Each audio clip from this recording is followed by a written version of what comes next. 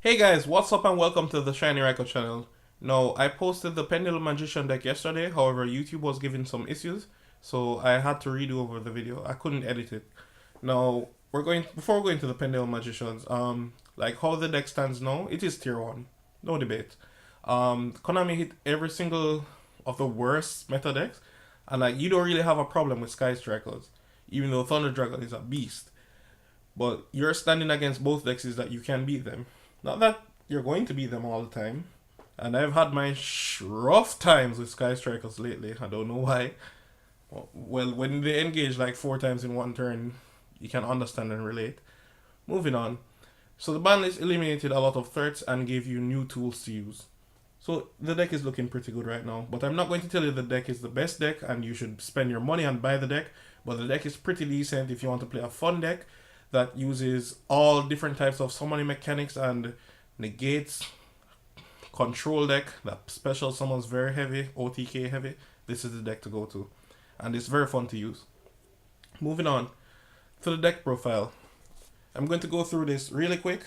We have triple Harmonizing, 2 Black Fang, 2 Purple Poison, triple Wisdom Eye, 2 Oath, 1 Xiangke, and 1 Dragonpit. Now, as you everyone knows that you're playing these two to be special summoned by Harmonizing. However, Dragonpit has extra utility as he can remove back row, which is really good. And also, if the event comes up that, let's say, you have Darkwurm in your hand, you can always send it with Dragonpit, granted your opponent has a backfield, and special it back if your main monster zone is empty, of course. So it's just a little cool start of a combo, even the event that you need it. And also the reason why I play it is for Sky Strikers. Not only do you eliminate their back row, the mere fact that it's a normal monster, your opponent cannot Widow Anchor it, and they would need 13 spells in their grave just to climb over it. So it's really good for you. Moving on. For the turbo engine of your deck, triple Chrono Trigger. Anyone who gets that reference, you deserve a cookie. And the one brick that you have to play with the deck. Then triple Supreme King Dragon Dankwurm. I don't know why this name is so cool. Supreme King Dragon. Anyways, 2 Ebony Maw Spaceship, triple Beastmaster Cerberus, and 2 Jackal King. I'm going to increase Jackal King to 3. Like the first turn 4 negates is pretty real. I know a lot of persons believe like, oh, it's bullshit. I know it's not that consistent, but I do it a lot of times, and several persons see me do it in the tournaments, where I place 4 negates on the board, and you just watch your opponent struggle, because they're not going to deal with that. Hell no. Then, from there we have triple Mist Valley Apex Avian. Real good stuff. He's your only non-pendulum monster. I don't play any hand traps. I don't recommend for you to play hand traps with the deck, as when you prefer to see a combo piece, you don't want to see anything just to stop your opponent. You just want that extra push to go off. If you choose to play hand traps, you can, but they can hurt you. You can not draw scales, you cannot draw everything. But yeah, if you want to play the hand traps, you can. I just don't recommend it. And the deck is very weak to Ash. A majority of your important key cards can get Ashed. And Ogre. However, like no one is playing Ogre right now, so you don't really have to worry, because how the meta is, Ogre doesn't affect the top decks. So no one really Ogres you. And I do side cards for it. Next one up, we have triple Pendulum Call, 2 Shrined, and Foolish. So this is just to start you off, and consistency. Then we have triple Pot of Desires. I'm really planning to cut one due to I keep drawing the third one a lot of our next desires. So you keep drawing them and it's like you only get in exchanging for 1 card and you're banishing. And remember, at the end of the day, this is a combo based deck. Even though it can control the field and your intention is to control the field, you still have to get off your combos first. So sometimes it hurts you. And I've been on the end of it a lot of times. Moving on to the extra deck. We have Eraserhead, the Mach 5, Young Bakugo, Iggy Azalea, Knightmare from Soul Calibur, Dweller, someone's Yu-Gi-Oh career, not sure who right now, Steelswarm Roach. I took out Naruto and placed in Steelswarm Roach, and I have never regretted it. Steelswarm Roach, if you're unfamiliar with it, it's kind of old now. It came out in Generation 4, it's the first Exceed booster. Detach, negate the special summon of a level 5 or higher monster, but it doesn't negate monsters that were summoned by off a monster effect. So if it was a monster born, you're not going to be able to negate it, or any other card that starts a chain. If it's like a BLS or Dad, you're going to negate it. You use it against Thunder Dragons, so if they try to fusion someone, just everybody let's go.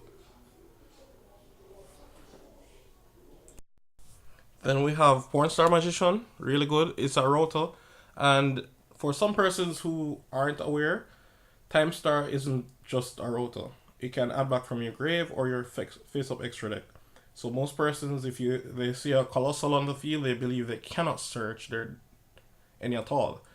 When it's the real fact that you can't add from your deck to your hand. You can add from the graveyard. If your opponent even, let's say, they droll a Lockbird your first turn, if you're granted you have a spellcaster that you can add from the grave or face-up extra deck, you can do so. Then we have Antiluminescent Knight, Carigougon, Supreme King, Dank Rebellion Dragon. Then we have Todoroki Ice. All good cards. Mainly for Sky Striker matchups. You can use it against Altergeist as well. Even though Altergeist will give this deck a lot of problems. Mainly because they are going to anti-spell you. And not only that, they're going to put up a lot of negates for you to go through. Granted, if you go first, you can deal with them.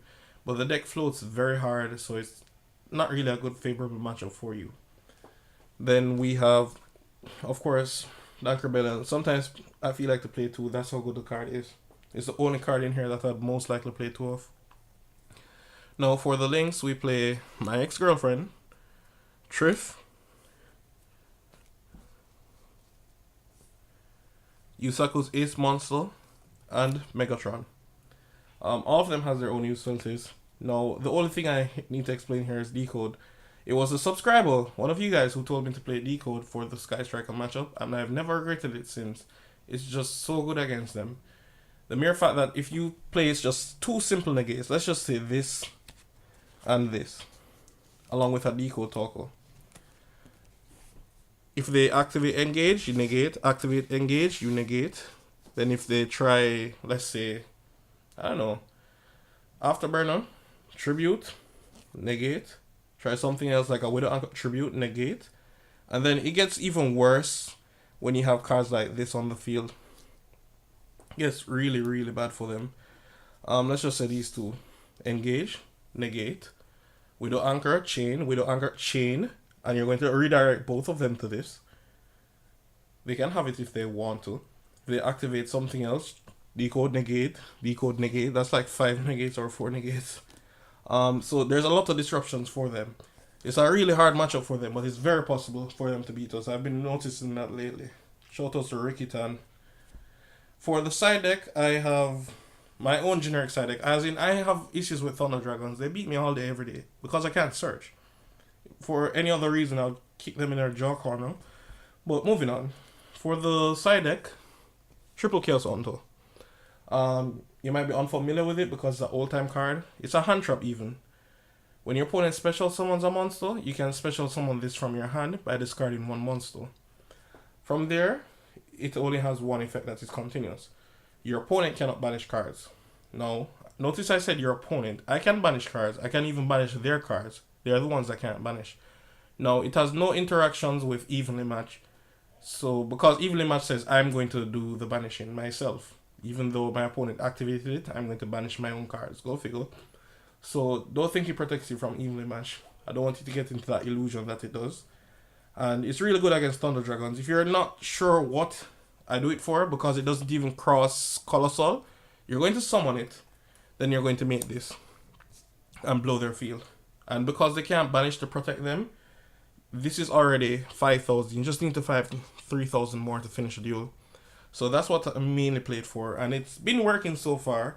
But the thing is to it, as Itachi once said, everything has its weakness. You might not be able to see it, but everything has its flaw. Now, the flaw in this is that because Nightmare Cerberus is an actual card, they can destroy it in their turn. So, yeah, it's safer to pendulum summon it. And when you pendulum summon it, it might not necessarily work out too well for you. However, we have from there triple Denko. Love this card so much. Hate some backfield. Good against Sky Strikers, Alta guys, any deck that plays backfield. Even Trickstars, even though Trickstars tend to beat me. I don't know why. It's because I keep hand looping before I play. Like, the whole hand is gone. Then triple Called by the Grave. Self-explanatory. When I'm going first, just side them in game 2 or game 3. And for the one tool that we got was triple Eradicator. I'm not playing Secret Village mainly because I tend to live my life on fear that my opponent might sphere mode me and take all my spellcasters. And when they do that, I'm not able to set up skills. In other words, I auto lose because of my own Secret Village. So just don't play it for that reason only. So yeah, you guys can play Secret Village, and also because this card works against traps as well, and my opponent can't just out it. Because if you activate Village, Chain Typhoon, like, because it has to stay on the field, it was a drawback. Well, I could just tribute anything. And if you're like, there's not enough monsters in the deck anymore, seeing that Astrograph is gone, to be able to use this card frequently. Well, aside Chaos Hunter, that's a tribute. You can always make your Decode Talker as long as you're making a board. That's a tribute. If you don't intend to use this, you can tribute it. If you don't intend to use this, you can tribute it. Also, Wee Apprentice Witch boosts all of your dark monsters by 500 points. So majority of them, if they're not able to do it, they're able to do it now.